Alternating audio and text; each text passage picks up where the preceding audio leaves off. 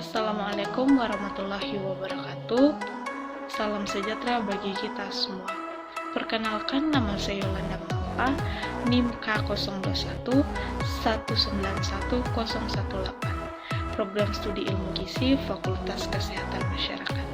Video ini saya buat untuk pemenuhan tugas praktikum biokimia saya, dan saya membahas tentang uji sifat ketidakjenuhan minyak. Selamat menyaksikan.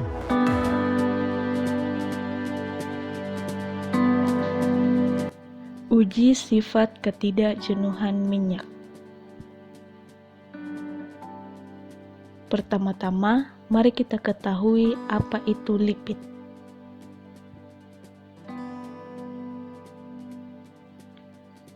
Lipid atau lipida atau lemak merupakan senyawa organik yang banyak ditemukan dalam sel jaringan, tidak larut dalam pelarut polar seperti air, melainkan larut dalam zat pelarut nonpolar seperti eter, kloroform, dan benzena. Lalu, apa penyusun utama dari lipid?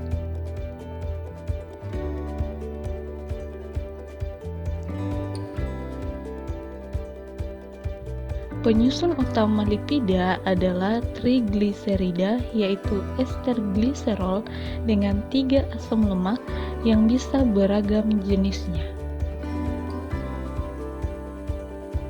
Setelah diketahui pengertian dan apa saja penyusunnya, dan salah satu penyusunnya itu asam lemak, kira-kira apakah itu asam lemak? Asam lemak atau asam karboksilat adalah senyawa organik polar yang mengandung 2 hingga 24 atom karbon dengan gugus fungsional utamanya adalah gugus karboksil. Asam lemak dibedakan menjadi asam lemak jenuh tidak memiliki ikatan rangkap dan tidak jenuh yang memiliki ikatan rangkap.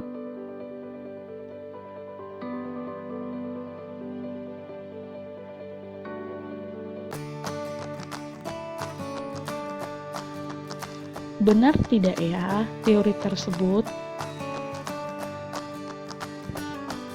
Aku akan melakukan uji sifat ketidakjenuhan untuk mengetahuinya.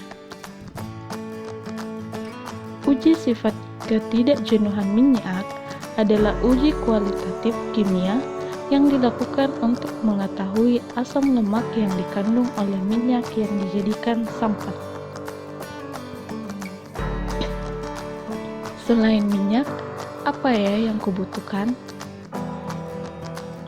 Aku membutuhkan kloroform dan air brom.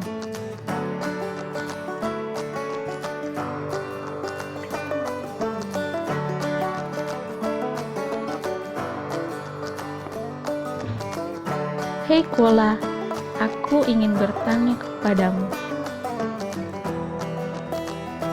Ada apa Boya? Aku ingin tidur. Apa kau mengetahui tujuan dari uji sifat ketidakjenuhan minyak? Ya, sudah pasti untuk mengetahui sifat ketidakjenuhan minyak atau lemak.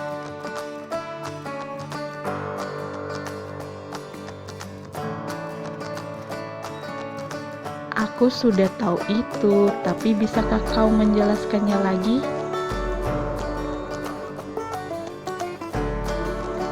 Ya sudah, aku akan menjelaskannya kepadamu.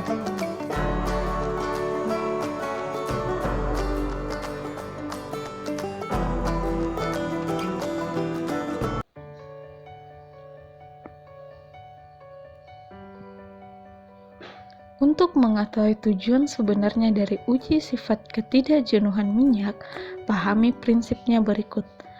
Komposisi asam lemak dalam trigliserol terdiri atas asam lemak jenuh dan asam lemak tidak jenuh. Asam lemak jenuh adalah asam lemak yang tidak mempunyai ikatan rangkap, sedangkan asam lemak tidak jenuh adalah asam lemak yang mempunyai 1 atau lebih ikatan rangkap. Sumber asam lemak jenuh banyak terdapat dalam lemak hewan, sedangkan asam lemak tidak jenuh kebanyakan berasal dari tanaman atau minyak nabati, dan beberapa diantaranya merupakan asam lemak esensial. Asam lemak tidak jenuh dapat menghilangkan air brom karena adisi brom pada ikatan rangkap. Dengan diketahuinya ada tidak ikatan rangkap pada sampel yang diuji, maka dapat diketahui sifat ketidakjenuhannya. Berikutnya yaitu yang pertama yaitu bahan. Bahan yang digunakan ada 4, ya, di mana yang pertama itu minyak kelapa. Minyak kelapa di sini berfungsi sebagai sampel yang akan diuji dalam sifat ketidakjenuhan minyak. Yang kedua yaitu margarin yang juga berfungsi sebagai sampel yang akan diuji pada uji sifat ketidakjenuhan minyak ini. Yang ketiga itu kloroform yang berfungsi untuk mendeteksi ikatan rantai pada sampel. Dan yang terakhir yaitu air brom yang berfungsi sebagai pereaksi.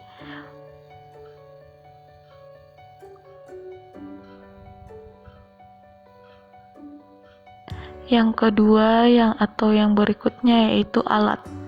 Alat yang digunakan dalam uji sifat ketidakjenuhan minyak ini ada 2 buah, di mana yang pertama itu adalah tabung reaksi, di mana berfungsi sebagai wadah tempat sampel akan diuji.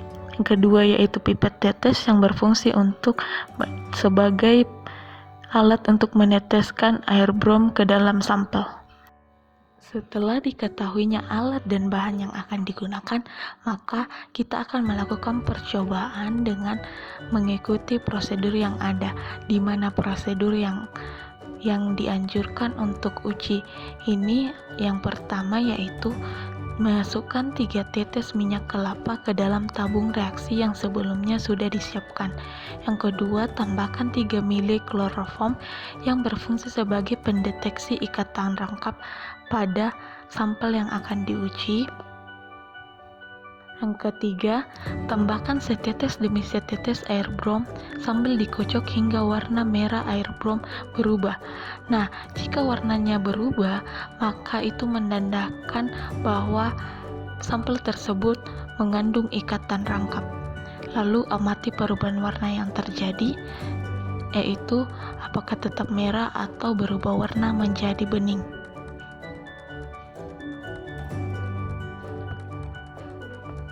Yang kelima yaitu ulangi percobaan menggunakan margarin atau lemak padat. Yang keenam yaitu bandingkan warna yang dihasilkan oleh kedua sampel yang diuji, apakah sama atau tidak.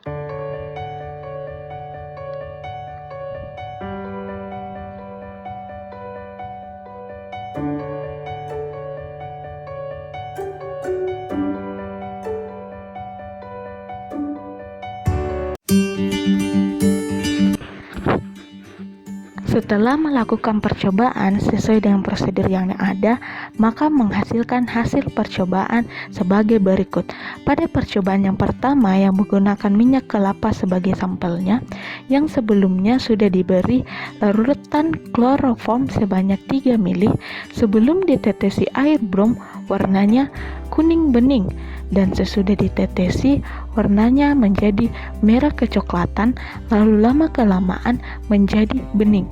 Perubahan warna menjadi bening tersebut menunjukkan adanya ikatan rangkap, sehingga minyak kelapa mengandung asam lemak tidak jenuh. Pada percobaan yang kedua, yang sebelumnya juga telah diberi larutan kloroform sebanyak 3 ml, sebelum ditetesi air brom warnanya kuning, lalu setelah ditetesi warnanya merah kecoklatan, lalu lama-kelamaan menjadi bening, sama seperti minyak kelapa.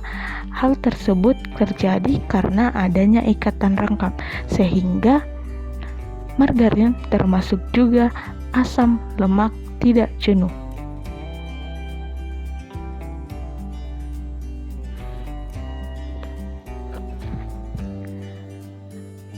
Kesimpulan, dari percobaan yang telah dilakukan, didapatkan bahwa teori dan hasil yang didapatkan selaras, di mana minyak kelapa dan margarin adalah minyak atau lemak nabati sehingga mengandung asam lemak tidak jenuh. Oleh karena itu, apabila sifat ketidakjenuhannya diuji, akan menunjukkan hasil yang positif. Hasil positif tersebut ditandai dengan hilangnya warna merah kecoklatan yang merupakan warna dari air brom pada kedua sampel yang diuji. Hal tersebut terjadi karena adanya ikatan rangkap yang dikandung oleh kedua sampel yang ada. Berikut adalah struktur dari asam lemak tidak jenuh. Banyak kekurangan yang terjadi di sini, tolong dimaafkan, dan akhir kata saya ucapkan terima kasih kepada kita semua. Berikut adalah beberapa referensi yang saya gunakan dalam uji sifat ketidakjenuhan minyak ini.